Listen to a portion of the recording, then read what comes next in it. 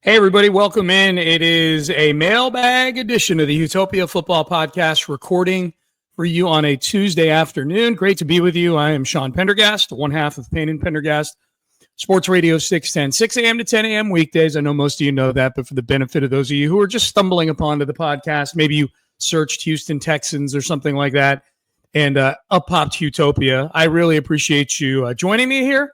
We are a couple days removed from the draft. We've got a lot of questions to get into from the mailbag.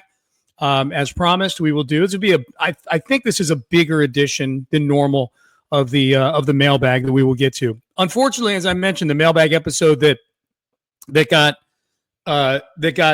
squashed last week because there was no audio on it. That's I guess on me. I'm the one who does all the engineering for this. Unfortunately, of the 8 or 10 questions we had on there, like 7 of them were about the draft, which is now obviously in the books. But we've got a lot of other good questions to get into. Still some lingering thoughts from the draft. A lot of them captured in the emails that we have here.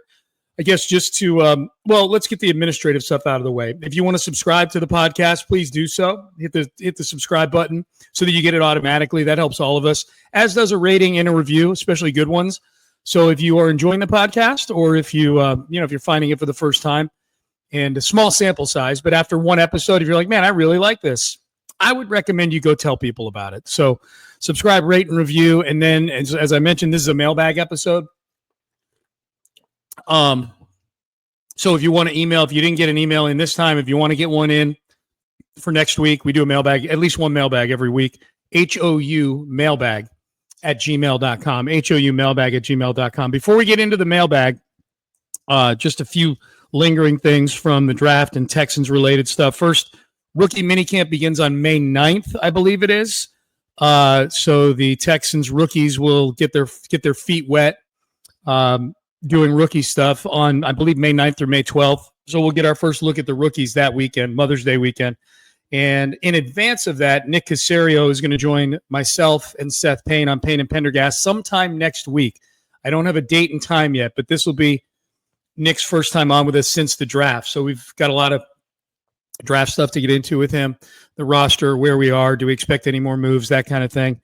I would say if we're looking back at the draft, now having about 3 days worth of radio, 3 days worth of interaction with people, to me, it seems like the biggest questions coming out of the draft.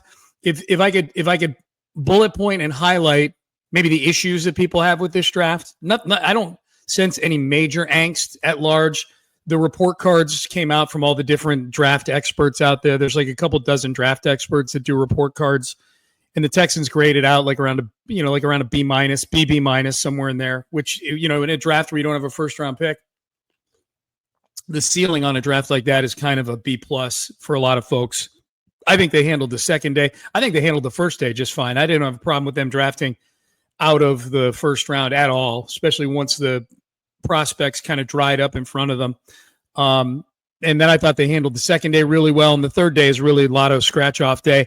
I think if I had to summarize what I feel like the biggest issues people have with the draft are, one, they only went and got one offensive lineman in the draft. So the mechanism that people were holding out hope for finding immediate help on the offensive line, the draft, wound up being disappointing for you if that were the case. They didn't get any of the big guards that were out there. Gray Zabel, gone. Tyler Booker, gone.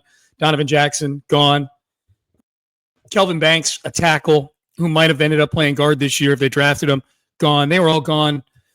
Most of them well before the Texans picked. Donovan Jackson tantalizingly close right before the Texans picked. A couple linemen went off the board after that, but they were tackles. Josh Connerly and Josh Simmons went off the board between 25 and the start of day 2. So if you were somebody who was looking for a major influx of talent on the offensive line, this was probably a disappointing draft. Now, I think Ariante Ursary is a good player. He's getting good grades from people whose opinion I respect. They moved up to get him in the second round, so obviously he was somebody they wanted pretty badly, and he was sort of the consensus best O-lineman left on the board after the first day of the draft. I think the issue that I've seen people have is there's a good chance he doesn't get on the field this year. He's a tackle by trade. He's a left tackle by trade. They got Cam Robinson to do that. I don't really care as long as the O-line is better than it was last year. I think eventually the goal is for this team's pair of tackles to be Ariante Ursery on the left and Blake Fisher on the right. I think in a perfect world in 2026, that would be the pair of tackles. I do think Blake Fisher is going to get on the field this year. It seems like all the indications are that Titus Howard, just by reading the behavior of the team, that Titus Howard is going to be a guard this year. But we'll see. I said this before, the two things that I would put in ink right now, barring injury, is that Cam Robinson, left tackle, and that Titus Howard is going to play. Don't know what yet. Don't know if it's left guard or right tackle. The signs of late seem to point to left guard. But those are the two things I feel most strongly about. Beyond that, it is just wide open, man. It is Braveheart. It is Game of Thrones, Battle of the Bastards. It's 10 guys weighing 300 pounds or more wielding their swords and trying to get one of what I'll say is the last three spots on the line. Again, I think Titus Howard is going to get one spot, and then Cam Robinson is going to get one spot, and then I think it's on. I think the other three could be anywhere from, Laken Tomlinson at left guard, Juice Scruggs at center, and Ed Ingram at right guard. That would be then would mean Titus is at right tackle. So let's pretend Titus is at left guard, and that would be, then Jared Patterson at center, Ursery at right tackle, and then who the hell knows at right guard, maybe Scruggs. So there's so many guys that have positional versatility on this roster in that position group that it's going to be the total opposite of last year. Last year at training camp, the starting offensive line was in ink on July 31st or whatever the day was that camp started. No, it was actually much earlier because of the Hall of Fame game. That's right. So July 17th or whatever it was. It was Tunsil, Kenyon Green, left to right. Tunsil, Kenyon Green, Juice Scruggs, Shaq Mason, Titus Howard. Period. End of subject. Now it's Cam Robinson, likely, Titus Howard somewhere, and then who the fuck knows? And that's fun. As long as they're better than they were last year. I do not expect them to be elite. I don't expect them to be great. I think the ceiling is good, and good is good enough if the weapons that you went and got for C.J. Stroud can get open. So I think that's number one. There are people that are taking issue with, did they do enough on the offensive line? Did they do enough weapon-wise for CJ? I think that's a strong yes. I think drafting the two Iowa State kids and drafting Woody Marks are moves that directly address issues on the offense. Depth at wide receiver, some sort of weapon that's got some Tank Dell qualities to it in Jalen Knoll. I know they traded for Christian Kirk. And then finding a third down back out of the backfield, I think, was massive for this team. They don't have that guy that can replace Joe Mixon on third down or on, give him an occasional blow that they really trust. Now, do they trust Woody Marks yet? He's a fourth-round rookie. No, he needs to earn that trust. But just watching his film, man, like he seems a little more cut out for what the Texans at least have been trying to do in the run game the last couple of years. I expect Caley to be maybe not, obviously not a carbon copy of Bobby Slowick, but some similar elements to the offense. So that was so I'm excited about that. I think the other thing too for me, a couple things, and they're kind of entwined. A lot of people have questions about why Nick Caserio trades up so much to get guys. Again, these are all based on their evaluations, and their evaluations are based on the role they see with guys on the team. So when you look at the top 200 prospects for various draft experts, and they've got a sixth-round grade on Jalen Smith, that's a generic sixth-round grade based on what kind of cornerback he is. The Texans see certain elements to his game where it's like, okay, well, we could use a guy that's got some twitchy aspects to him that can play slot corner a little bit.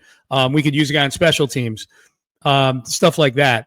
They have a higher grade on him because they see him as a fit for exactly what it is they do. I think Woody Marks, similarly, they have a need for a third down back, and no back has better hands in this draft than Woody Marks. Thus, he's graded a little higher for the Texans than he might be for other teams. I don't know if that's why. I'm kind of with the people that are a little like when I'll use Graham Mertz as an example. Backup quarterback they drafted in the 6th round, traded up to do it. They gave up an extra 7th to do it. So what's the big fucking deal, right? Like, it's a 7th round pick. Who cares? But it's an extra swing at the plate if you don't do it. I don't know that, unless they have some intel we don't, I don't know that people were clamoring for Graham Mertz coming off an ACL in the 6th round. Certainty to Nick Caserio has a cost that he is willing to pay. And that pay comes in the form of draft capital. Trading up to get Jalen Smith, trading back in to get Woody Marks, trading up to get Graham Mertz. They're all things that I think confuse people sometimes. I'm just trying to explain what I think the situation is. He's willing to pay to just get it over with and get a guy. Again, unless they have intel that Graham Mertz was a hot property heading down the stretch. They talk to a lot of people, agents, people outside the building, draft experts. They talk to them all. So there's that. I think beyond that, the last thing is just, speaking of Mertz, just the drafting of Mertz. I would have drafted Quinn Ewers in the 6th round ahead of Graham Mertz. I just don't think Mertz is very good.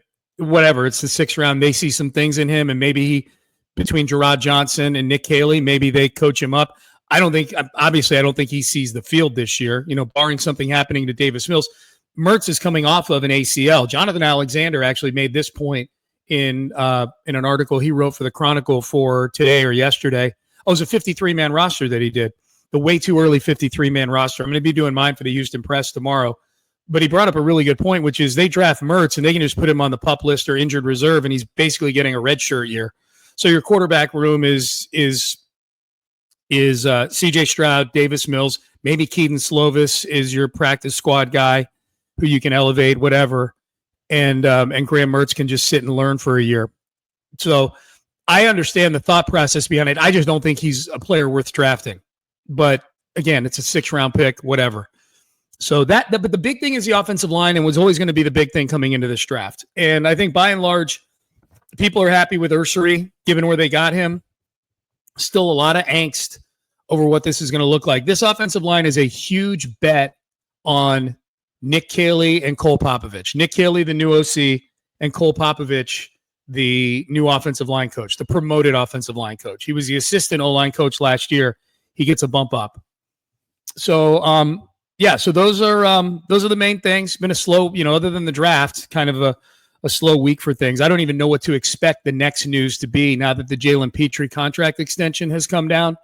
I don't know that they're making any trades anytime soon. I can't think of any other pending or contract extensions that are kind of hanging over the team right now. So let's get to the mailbag. Again, houmailbag@gmail.com. You can see it right there at the bottom of the screen if you are watching on our YouTube and Twitch stream. By the way, you can watch Sports Radio 610 on YouTube and Twitch as well. You can watch us do our shows every morning. Highly entertaining. All right, mailbag time. JR and Spicewood, what's the latest on Tank Dell's recovery, and do you think that affects when or if they draft a wide receiver? I kept this one in, even though this is kind of a pre-draft question. The latest on Tank is they're not really saying. Tank has been seen out and about, and he looks like he's moving pretty decently. But I would say I kept that question in here because I do think that, especially with Jalen Noel, where there's a lot of overlap in terms of skill set, that I think we can tell by the behavior of the Texans over the last couple of months, trading for Christian Kirk, drafting 2 receivers, particularly one that has some Tank-like qualities to him, that they do not expect him to play this season. So I'm looking ahead to 2026. They're going to miss Tank, but I really like what they did in the draft. Every evaluation of Jalen Noel that I've seen or heard or sat next to, in the case of John Harris, they all had him, the ones I've seen, higher than where he got drafted. Todd McShay had him in his top 32, Jalen Noel. So that's something. I think he had him as the number 2 receiver. He had Higgins and Noel as number 2 and number 4, and I can't remember which was which, but I do remember him saying he had Noel on his big board in the top 32. So if he was number 4, that means Higgins was in there as well, along with, I would guess, Matthew Golden and Tet McMillan, if I had to guess. I haven't looked at McShay's big board. I just know he's really, really high on both of those guys, Noel and Higgins. So not counting on Tank back next year. I finally arrived at a place where I'm like, okay, I'm okay with this. I hate that he's hurt, but this is where we are. They've addressed the needs. I do think that, I don't know if anybody asked this, but like if we're looking, they draft 2 wide receivers.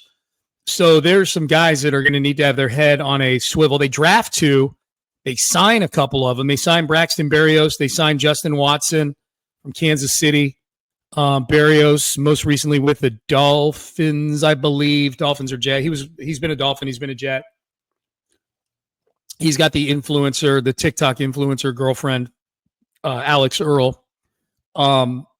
Look, between those 2, Xavier Hutchinson, John Mechie, you've got 2 locks to make the team. Let me put it this way. I'm going to use your question as a way to lay out the wide receiver room. Nico Collins and Christian Kirk are going to start for this team. Jaden Higgins and Jalen Noel are making the 53-man roster. And then John Mechie is still under contract. Xavier Hutchinson still under contract. We're at 6 guys now. Then you've got Braxton Berrios. You've got Justin Watson. You've still got a few guys lingering around from the practice squad the last couple of years. Johnny Johnson. You've got Jared Wayne. I don't expect either of those guys to make the team. Maybe the practice squad. My point being, I think if there's anybody whose head needs to be on a swivel, it's probably John Mechie. I think just we're beyond the point now where it's, you're writing things off because of his cancer condition a couple of years ago, the ACL that he came into the league, like all these things, like he's physically 100% again, and he's not getting open consistently. Xavier Hutchinson gets open more than John Mechie does. I don't think either of them are very safe in terms of making the team, but I think Mechie's the guy that needs to have his head on a swivel right now. And I wish that weren't the case. I like John Mechie, but it's show friends. It's not show friends. It's show business. All right. TJ in Fort Worth. Never thought I'd say this, but I'm questioning your pettiness, Sean. Last week, you were given the opportunity to curse any AFC South team's draft, and you only considered Indy and Jacksonville. Buddy, he buddied me. Oof. The only correct and obvious answer was Tennessee. A fan of Houston sports should never pass on an opportunity, real or imagined, to inflict suffering on that fan base. I'm going to need you to do better. TJ, you're funny. I will. And that question was one that got in the deleted episode, so I wanted to make sure I got that one in. That goes back to Chris in the ATL asking me to hex one team in the AFC South, to hex their draft, where they just pick the wrong guys have off-the-field issues, whatever you would think a hex looks like. And I really struggled with Indianapolis and Jacksonville as my 2 in the division. Here's why I didn't pick Tennessee. Tennessee will find a way to fuck it up themselves. They don't need a hex from me to do that. It would be a waste of a hex. They are a walking hex. They hex themselves just fine. Tennessee's terrible. I think Indianapolis, I think Chris Ballard is a solid GM. Obviously, he's been the steward of an organization. Sorry, I keep drinking. I'm trying to keep my throat wet my whistle. Obviously, he's been heading up an organization that's won 1 playoff game since he got there. So it's hard for me to say he's a great GM. But when he talks, he makes sense. When he makes moves, they make sense. And if he's been a victim of anything, the Andrew Luck retirement has led into this endless cycle of trying to find a quarterback. Now, I pity nobody who voluntarily puts a quarterback room together of Anthony Richardson and Daniel Jones. But my point is, they are worth hexing. The mystery, the wild card in all this, when this question was asked, and when I answered it the first time, pre-draft, was Jacksonville. Because we don't know anything about the Magnificent Gladstone. James Gladstone, their GM, who on our show we call the Magnificent Gladstone because he magically tries to bury you under 20 words of 15 letters or more. He's the Magnificent Gladstone, or as some call him, the Magic G. So without knowing what he was all about, knowing that Jacksonville themselves as an organization have fucked up many a thing, it would be easy for me to treat them like Tennessee and say, well, they'll mess it up, but I don't know about this Gladstone character. So I think now, ultimately, if I were to hex, and the draft is come and gone, so I think I ultimately landed on Jacksonville, if I remember correctly, because I just wanted Gladstone to fail so badly. If it's a waste of a hex, so be it. If it guarantees Gladstone, this is like Nick Caserio trading up to get somebody who I think he doesn't need to trade up for. I am using my hex on Jacksonville, even though there's a chance I may not need to. They might be able to hex themselves. So we'll see. That Travis Hunter trade will dictate how this draft goes for them and where their first round pick is next year, which is now Cleveland, belongs to Cleveland. That'll dictate how good this move and this draft was for them. I thought Gladstone's explanation or his introduction of Travis Hunter was one of the most absurd things I've ever seen in my life, where he spends a minute giving this speech that he rehearsed in the mirror that morning, where he talks about the sport of football injecting belief into all of us and Travis Hunter changing the sport of football. What are we doing, man? What the fuck are you talking about? He's ridiculous. And you Jacksonville people, and I know there's a few of you that listen to this podcast, the way that you sop up everything he says with a biscuit is embarrassing to you, okay? So my hex would go to the magnificent Gladstone, and we'll see if the hex worked. You know, if Travis Hunter gets pulled over doing 120 in a school zone with a hooker in the passenger seat while snorting a line of blow, hex worked. I don't think that's going to happen. All right, so that was TJ in Fort Worth. Bobby says the NFL draft is really just a crapshoot of educated guesses and hypotheticals, and hypotheticals are a useless exercise.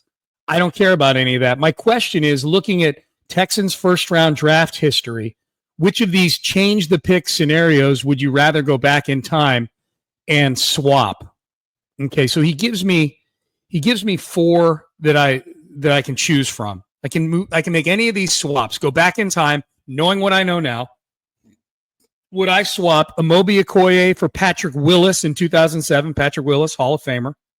Brian Cushing for Clay Matthews in 2009. Jadeveon Clowney for Khalil Mack in 2014. Or Kenyon Green for Tyler Linderbaum in 2022. And he says, or is there someone that I haven't thought of? The only other Texans first round pick kind of over the last few years that I would mix in here, and I'd have to go look at the 2015 draft to go see who I would take instead of him. But Kevin Johnson didn't turn out well for Kevin Johnson here, the cornerback. Best part about Kevin Johnson is his sister was a Ravens cheerleader. That was pretty cool. Of the four that you gave me, Amobi Okoye for Patrick Willis, Brian Cushing for Clay Matthews, Jadeveon Clowney for Khalil Mack. Look, these are all swaps for players swapping a Texan draft pick, a first-round pick, for a guy who is better than them. So I would go execute any of these. The closest one is probably Cushing for Clay Matthews. The first three seasons, God, even 2010 though he had the PED suspension. Yeah, no. I would say the bottom two would be Cushing for Clay Matthews, because Cushing was a good player when he was here. He was a Pro Bowler maybe once or twice. He was good. Clowney was a 3-time Pro Bowler as a Texan. Would I swap back for Khalil Mack? Of course I would. Khalil Mack's turned out to be a better player than Clowney, but Clowney was not a bad player. Omobi Okoye was not good, and Kenyon Green was outright terrible. So mine would definitely be Kenyon Green for Tyler Linderbaum. Kenyon Green was a disaster on multiple levels, medically, playing wise, what they could have had instead of him. And I'm not even talking about Linderbaum. I'm talking about Kyle Hamilton. You know, they could have stayed at 13 instead of trading back and taking Green and taking Kyle Hamilton instead. So to me, that's an easy choice. It's Kenyon Green for Tyler Linderbaum. All right, Cody from McMahon. I love a town named McMahon. You have to talk about this in the mailbag episode. Can someone please explain to me these Can fans that show up at the draft and cheer for their pick no matter what? Browns fans happy they're trading down and not taking Travis Hunter. What in the world of sports is going on here? It's the draft. The fans that go to the draft, by and large, I'm just thinking of the draft. I'm thinking of like our draft party here and thinking of the people I know that go to the draft. Those are people where it's really hard for the team to do wrong. You know, like if you're at all sourable on what your team does in the draft, especially when they're picking high, you're probably choosing not to spend money to go to Green Bay and stand in a 200,000 person mass of humanity. That's just my guess. So I get it. You know, like those aren't the ultra critical sports fans. You know what I mean, Cody? Don't get frustrated by them. don't get frustrated by people that are just happy all the time, man. Good for them. Good for them if they're happy all the time. I'm not one of those people. Sorry. I'm happy most of the time, but I would be one of those people looking very critically at my team picking. Cody, I'm one of you, but let's not fault the people that are up there just trying to slather themselves in joy, delusional as that joy may be. You mentioned the Jets fans. They took Armand Membu. I get it. Offensive tackle is not a sexy position, but it's a necessary position, and they need one in New York. All right, Joe Q is in. My man. How would you power rank Nick's performance by position group? The roster is now wholly his almost, other than Titus and Fairbairn left over from Bill O'Brien's last team. And so let me open up your email, Joe Q, because it has a chart in it. And charts don't translate real well to cutting and pasting into my Word document. Joe Q grades it as follows. A+ for secondary, A for quarterback, which includes the return on the Deshaun trade for him, A- defensive line, B+ linebacker. And this is over the course of, I'm assuming, Nick's tenure here, not just how the position looks now, because you mentioned Blake Cashman in the linebacker box. So this is how he's done as a whole. Running back, B. I'm trying to get to one where I disagree with. I agree with everything. A+ secondary, A quarterback, A- D line. You know, if we're gonna say edge rusher counts as D line, that might even push to an A, given Will Anderson and Daniil Hunter currently on the team. And you got to remember the first 2 years while Nick was here was a major clean out and clean up process. B+ for linebacker. Harris and Toa have shown flashes. Aziz was a good signing. Cashman's contribution. Yeah, I can go with B+ there. B for running back. The value in the mix and trade, modest value from Pierce as a day 3 pick, and then Cam Akers, but he was only on the team for a few weeks. I might bump running back down a little bit. God, remember that running back? And I know I just said to ignore 2021 and 2022, but my God, when he kept David Johnson around and we had Mark Ingram and Philip Lindsay running the football, that was just, I mean, that to me, that's an F, you know?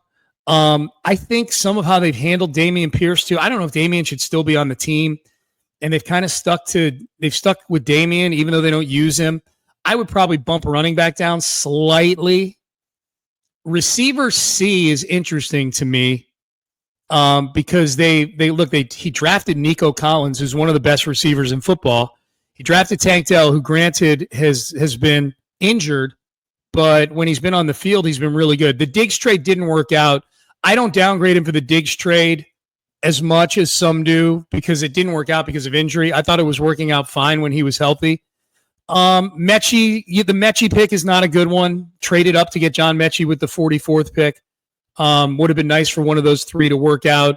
And then optimistic on Kirk. I think Nico alone, getting Nico in the 3rd round is, I mean, he's putting up DeAndre Hopkins, Andre Johnson kind of numbers in these 2 years since they got a real quarterback. So I think that alone, to me, bumps receiver up to maybe a C+ or a B-. Like, I think he's done, like, receiver and running back. Like, you see a whole letter grade difference between what he's done at running back and what he's done at receiver. I don't know. I don't see that. So I would kind of meet in the middle on both of those and say B- for receiver and running back. Tight end, C. I might even downgrade that one a little bit. The Dalton Schultz contract is a big one there. That might be a C-. Offensive line, F. I mean, it's hard to give a grade anywhere above a D on the offensive line. So if you want to give them an F, by all means. I mean, their behavior this offseason is indicative of a team that has stockpiled offensive linemen at an F level. So yeah, I think you and I are in agreement on a lot of those, Joe Q. I think we're in agreement on a lot of those. Good question. Hopefully I wasn't like too choppy in laying that out for you guys as to, he put a chart together, Joe Q did, where he letter graded each position group. I'm going to bring that on the show. I think that's a really, really fun question. All right, couple more, and then we'll roll. Brian from Iowa. Does Nick have maroon and gold colored glasses on? Iowa State, Minnesota, USC. I'm excited for the picks and curious about rounds 4 through 7. Go Cyclones. That was from, obviously, after day 2 of the draft. That was funny, Brian. BK has a shout out here for me and John Harris for our draft coverage. Thank you, BK. Appreciate that. Totally get going wide receiver with the early picks, especially because the vest has a good track record in day 2 wideouts. Yeah, see Joe Q, he's got a good track record. You know what he doesn't have a good track record doing, BK says? Drafting linemen. Now, not saying he's made the pick he's made is a bust. I think Blake Fisher actually looks like he can play outside tackle in this league compared to how Nicky hits on wide receivers and defensive back. He's muffed a few. So I give him credit. This is BK continuing. But hey, I'm not good at drafting interior O linemen either. He's loaded up on free agents and at least has a track record of record of competing at the NFL level in the right scheme. I wonder if Nick was self-aware on less than great draft evaluation on the O-line and was like, hell of a lot better to miss on a 1 or 2 year free agent contract than miss on a second or third rounder. That's an interesting theory. Seeing his own blind spot, knowing that draft capital is probably a higher premium than salary cap space of $5 million or whatever Ed Ingram's making this year, or Laken Tomlinson. That's a really interesting theory because we know that draft picks themselves are worth more than that biggest salary spot. And I say that because I've used Cleveland as an example. The Browns, if you remember, when they traded for Brock Osweiler, they took on like $16 million in guaranteed money for the Texans stapling a second-round pick to Brock Osweiler. They were buying a second-round pick for about $16 million. So that's a really, really interesting theory. BK goes on to call John Runyon a punk-ass bitch again, so there we go there. Ryan from the Shug, Sean, hope all is well. A draft question to add to your stack right now. What do you think about the draft in the context of Nick Caley saying CJ would be able to call more audibles? Seems to me like they're setting him up to have many different checkdowns with with Woody Marks, with Christian Kirk, and Noel Higgins and Nico Collins being bigger targets. I don't know if how they handle the offense would have changed the way they've gone about the draft. I do think he's got more items on the dashboard to work with, though. I'm very, very excited about that. But I can get with that theory that if we're going to change the offense, and for those who haven't seen, CJ is going to get more control at the line of scrimmage in the offense, reportedly, from Nick Caley. He'll be able to change the protections and look and see what the defense is doing, and then he makes the decision as to what the team should do at the line of scrimmage. I'm very anxious to see how that works out for CJ. He's made it clear he did not have that power with Bobby Slowick. Coach Mike, Sean, I know the saying is that all about the Jimmies and Joes. What's going on with the Texans drafting all Jadens and Jalen's? It's true. They had 4 more for a total of 24 people with the name that begins with J on the roster. Obviously, there's a conspiracy here. Can you explain what it is? Yes, the conspiracy is Nick Caserio is trying to make Seth Payne's head explode. I was joking about it after day 2 of the draft where they had a Jaden and 2 Jalen's, and then they draft another Jalen on day 3. I texted Seth condolences when that happened. All right, a couple more. Edmund and Fulshear. Nick Caserio has not drafted players except from the Power 4 conferences. I know that they play against the stiffest competition, which makes evaluation easier. Would the team be better served by widening their evaluations to the rest of NCAA football? They do. They evaluate everybody.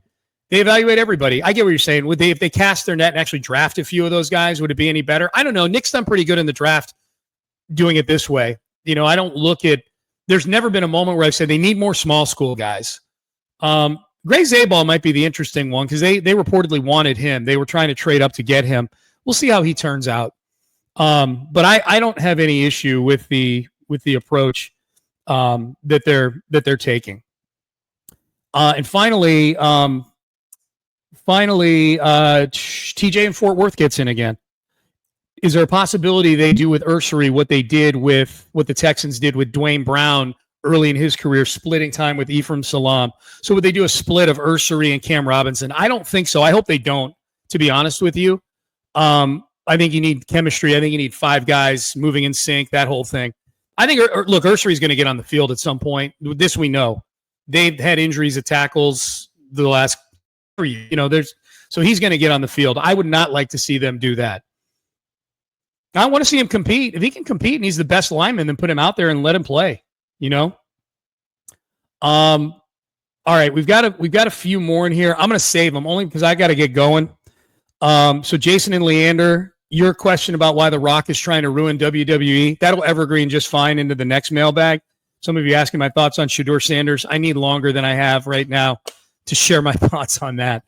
But hopefully we hit some good Texans topics for you guys in this mailbag and in this podcast. So A quick thank you to Jared Rowland, my producer, who's getting this podcast out to you each and every week. And a big thanks to all of you for listening. Again, houmailbag@gmail.com. You see at the bottom of the screen right there. And subscribe, rate, and review the podcast, Houtopia Football Podcast. So until the next mailbag, I don't think there's going to be another episode this week. Till next week's mailbag, send me some more questions. We'll do another big one next week. Have a great week. Go Texans. Enjoy. And Rockets, please, please, please win a game. Just win on Wednesday, and then we'll go from there. All right? Love you guys. See ya.